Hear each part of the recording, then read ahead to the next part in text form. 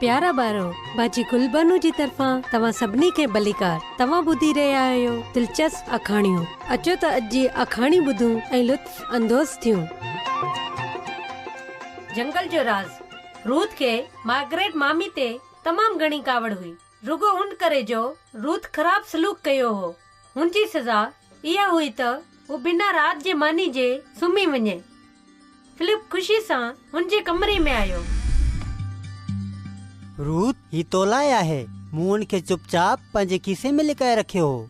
Ruth खे तमाम घणी भुख लगी हुई त हुन सैंडविच मां हिक गिराह खयो। फिलिप, मां सुठे थियण चाहियां थी, मां छो नथी थी सघां? मां नथो ॼाणा, तोखे घुर्जे त तूं तमाम घणो उदास न थींदी वञ, छाकाणि त तूं पोइ एतिरी नफ़रत सां भरियल ॻाल्हियूं न करे सघंदे। ही त मार्गरेट मामी जी भलाई आहे त हुन असांखे हिते अची रहण ॾिनो, छाकाणि त असांजा वालिदैन त भारत में मिशनरी बणिजी हलिया विया आहिनि। रूथ हिकु वॾो साह खयो ऐं अधु सैंडविच पंहिंजे वात में विधो। अचानक हिननि खे मार्गरेट मामी जे कदमनि जो आवाज़ ॿुधण में आयो। फिलिप पंहिंजे कमरे ॾांहुं दौड़ियो ऐं पंहिंजे बिस्तर ते आम कपड़नि सां गॾु सुम्ही पियो।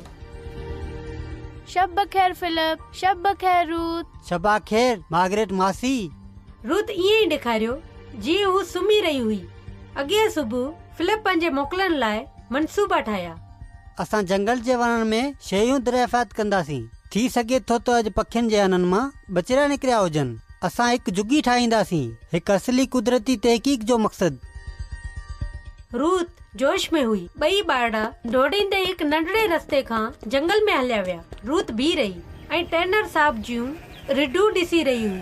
हिकु नंढड़ी रिढ हुनजे वेझो आई ऐं हुनजे हथ खे चटण लॻी। उनजा वालिदैन न हुआ, उन करे इहा अक्सर भॼी वेंदी हुई। हल रूथ, असां वटि वधीक वक़्तु न आहे। हुननि पंहिंजी जुगी लाइ बहितरीन जाइ ॻोल्हे लधी। रूथ टारियूं गॾु कयूं ऐं फिलिप हुननि जी मदद सां जुगी ठाही। हू हर रोज़ पंहिंजे हुन खुफ़िया जाइ ते ईंदा हुआ।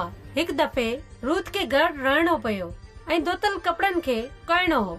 हुनखे इहो कमु बिल्कुलु पसंदि न हो। कावड़ में हुन साफ़ कपड़नि खे मिट्टी में किराए छॾियो।